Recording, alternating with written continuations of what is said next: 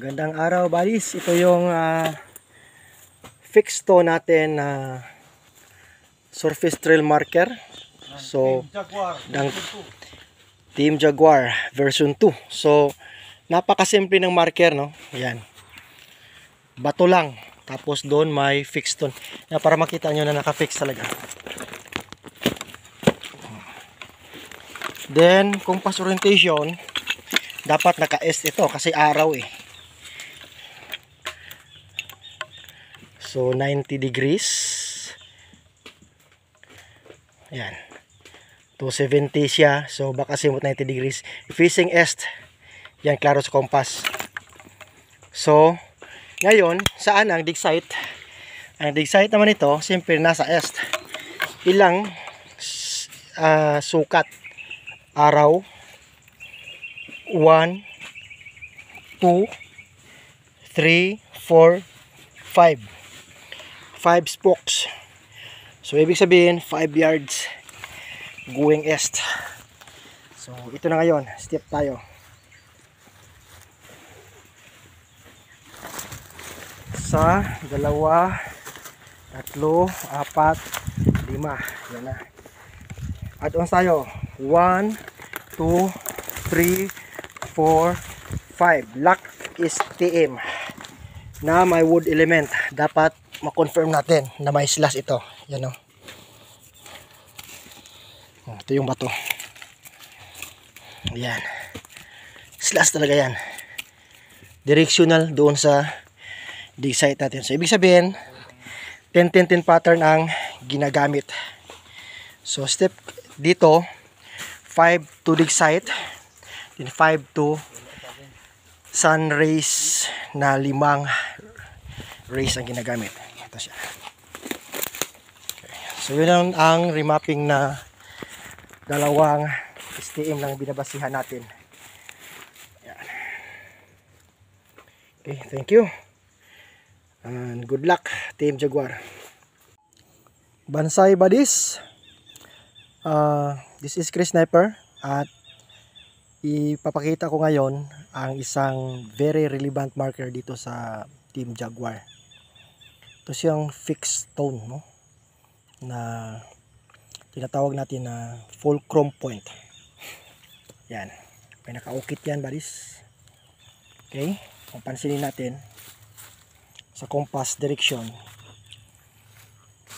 tinuturo niya ang 2 to 5 degrees. Baka simot yung 45 degrees. Doon na yan sa kabila. So ito siya ngayon. Dito sa harap ang dig site niya. Dahil ito yung naka wall type niya. Confirmation. Ano? Okay, tingnan natin. Ang tawag nito, open box. Open box enclosure. Okay? Confirmation ng item ito. Tamago hole.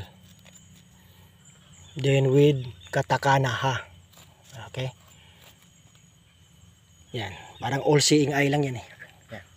So in front niya, ang sukat 3 feet. Dahil may confirmation na code it's C. Numeric yan. 1 yard in front. Istakahan natin. Yan. May istaka na tayo dito. Confirmation naman sa kabila.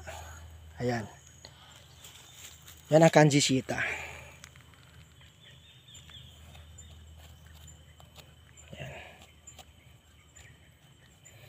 Ang pinakataas na point niya dito pa rin tatama sa dig site. Okay, meron pa yan. Letter H, no? O ano sa tingin mo, I or H. Confirmation ng katakana ha. Okay? So ito ngayon, lock point yan. Yan, nakawall ng konti. Sa harap niya, isang bato na naman. Yan. Then, sa kabila, may bato din dyan. May hole. No? Directional dito sa dig site natin. Okay. Kung titingnan natin, yan. 1, 2, 3. So, L-type. Ang dig site dito. So, ito yung tinatawag na square type TBL. Kwadrado siya, buddies. Yan. Okay. So, ang dig site dito na diretso. Yan ang given ng stone marker na yan. Siyempre, kung yan deposit drum type ito. Sa ano natin sa detection. So, thank you for watching. And bansay. Snake marker. Ayan buddies. Ang snake marker natin. Yan siya. Okay. So, titingnan natin ngayon saan ang direksyon niya na binabantayan. Yung ulo niya. May mata pa yan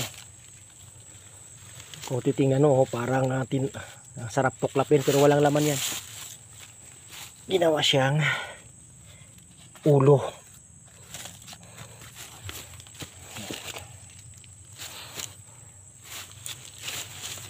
Okay. So, tayuan natin. Tingnan natin in front. Ayan. May directional tayo na bato. Tatama siya dito. Tapos makikita natin dito 1, 2, 3, 4. Cross type. Cross yan. Ayan. So, ang tinitingnan ng snake 10 feet lang. 1, 2, 3, 9 feet. Plus 1 equals 10. Okay. Doon tayo sa coordinate marker niya. Ito yung coordinate marker niya. May opening in front. Yan. Tapos may shieta. Kanji shieta. Yan Ayan. Tapos may kujyo double kanji yan. X. So 10 feet. Okay. Yan. Travel sign to. Okay. Dito na step tayo. 1, 2, 3 plus 1 foot. Yan. 10. So ito yung dig spot natin. Okay. So kung titingnan natin yan, cross type ang stone formation na yan. 1, 2, 3, 4. Nasa gitna. Yan. Nilagay ko lang ng bato para makita nyo ang dig site. Ito siya. Jar type deposit to. Dahil sa given ito. Yan. Yan siya. Jewelries and antiques. So, sa linya nito, may lock point na naman dito na bilog. Confirmation na bilog ang holder. Yan. So ito yung mag-align doon sa Kojo. Okay. So ang nagdala ng directional marker ay ang snakehead. Yan. Na nakabantay ng Japanese treasure buried items. Bansay!